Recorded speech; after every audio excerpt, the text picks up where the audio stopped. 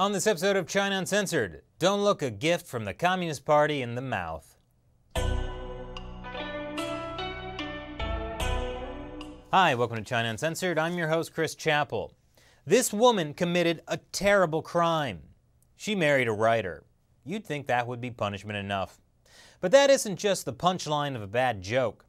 Artist Liu Xia was kept under house arrest for 8 years because she was married to prominent Chinese dissident, writer, and Nobel Peace Prize winner Liu Xia. That's it. That was her crime. Her only crime seems to be that she never gave up on her late husband, and she paid a dear price for her faith and love for Liu Xia, who died of lung cancer almost a year ago while still in custody.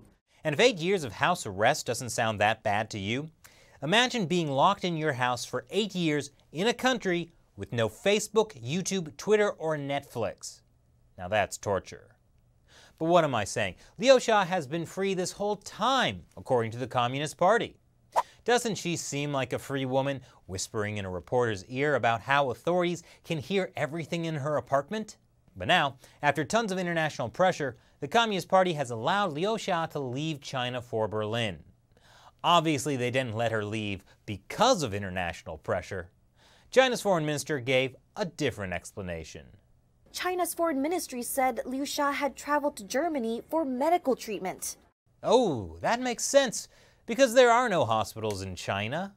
Her departure follows months of pressure from activists and rights groups and comes at the end of a visit to Germany by Chinese Premier Li Keqiang.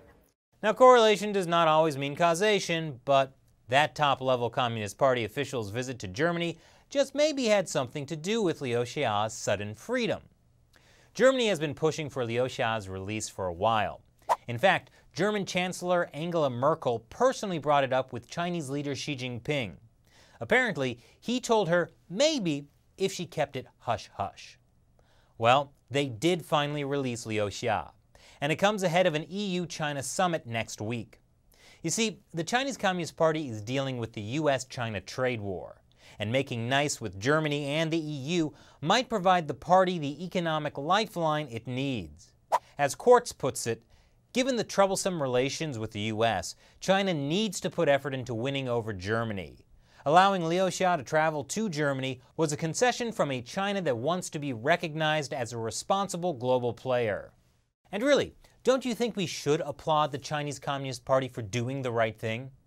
It's so generous of them to let Liu Xia, who did nothing wrong in the first place, leave the country as a gesture of goodwill during their talks with Germany and the EU. The same talks where Chinese officials will try to convince Germany and the EU to stand with China against the US. Such compassion.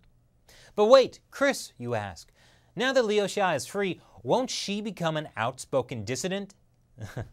That kind of simple-minded thinking is why you're not in charge of your own Marxist-Leninist authoritarian state. See, Liu Xia's brother is still in China. Although he tried, he was not allowed to leave with her.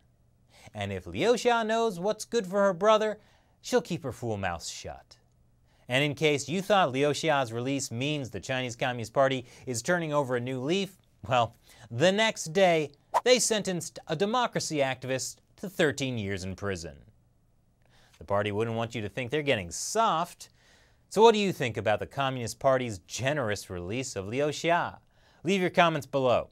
And before you go, it's that time when we answer questions from fans who support China Uncensored on the crowdfunding website Patreon.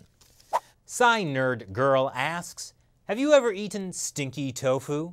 Does it really smell as bad as they say? Ah, the tough questions. Have I eaten stinky tofu? Yes, and I'll never forget it. For those of you who don't know, stinky tofu is fermented tofu, meaning it's stinky. Some people really love it. Not me. I had it for the first time in the Shilin Night Market in Taipei. That's the capital of Taiwan Province, China. There were many strange foods there I really enjoyed, like giant deep-fried squid and even pig blood sausage. But the stinky tofu, well, let's just say I'd prefer to eat durian. What's that, Shelley? Stinky tofu is amazing? We'll have to agree to disagree. Thanks for the question, Nerd Girl.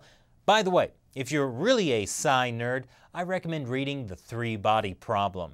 Excellent Chinese science fiction. And for all of you, remember, China Uncensored is supported mainly from viewers like you.